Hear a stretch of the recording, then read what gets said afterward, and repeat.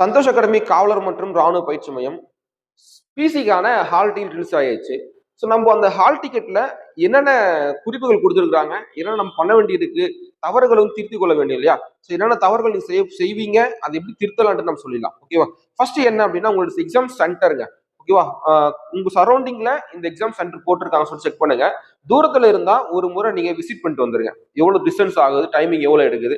ஏன்னா புதுசா ஒருங்க அட்டன் பண்ண போறீங்க, ரொம்ப தூரமா இருக்கு, தெரியும் போனது இல்லை அந்த பள்ளிக்கூடம், இல்ல அந்த காலேஜ் நான் போனது இல்லை அப்படின்னு ஃபீல் பண்றவங்க ஃபர்ஸ்ட் என்ன பண்ணிடுங்க, முன்கூட்டியே ஒரு நாள் போயிட்டு ஒரு ஒரு எவ்வளவு நேரம் ஆகுது டிராவல் சொல்லிட்டு பாருங்க. பஸ் வசதிலாம் கரெக்டா இருக்கா, கரெக்டா போயிடலாமா சொல்லி பிளான் பண்ணுங்க. ஏன்னா 8:30 அந்த ரிப்போர்ட்டிங் டைமிங் அப்படின்னா நம்ம 8:30 அங்க போயிடணும். ஏன் அப்படின்னா 8:30 போனாதான் நம்ம அந்த இடத்த கண்டுபிடிச்சி உட்காந்து ரிலாக்ஸா பண்ண முடியும். நம்ம ஷார்ப்பா அந்த டைமுக்குள்ள போறோம் அப்படின்னா நமக்கு தான் அங்க ரொம்ப ப்ரெஷர் ஆயிடுவீங்க.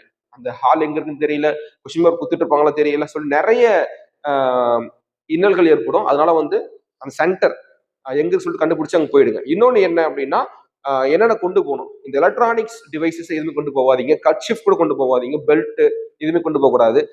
ஒரே ஒரு பென்னு, ஹால் டிக்கெட் அவ்வளவுதான். வேற எதுவுமே இருக்கக்கூடாது. இது மெயின். இருந்துச்சுன்னா கூட கண்டிப்பா அது வெளியே வச்சுட்டு போக சொல்லிடுவாங்க. அது மிஸ் ஆயிடுச்சுன்னா ரொம்ப பிரச்சனையா போகும். அதே போல செல்போன்ஸே எடுத்துட்டு கொண்டு போகாதீங்க. ஓகேவா?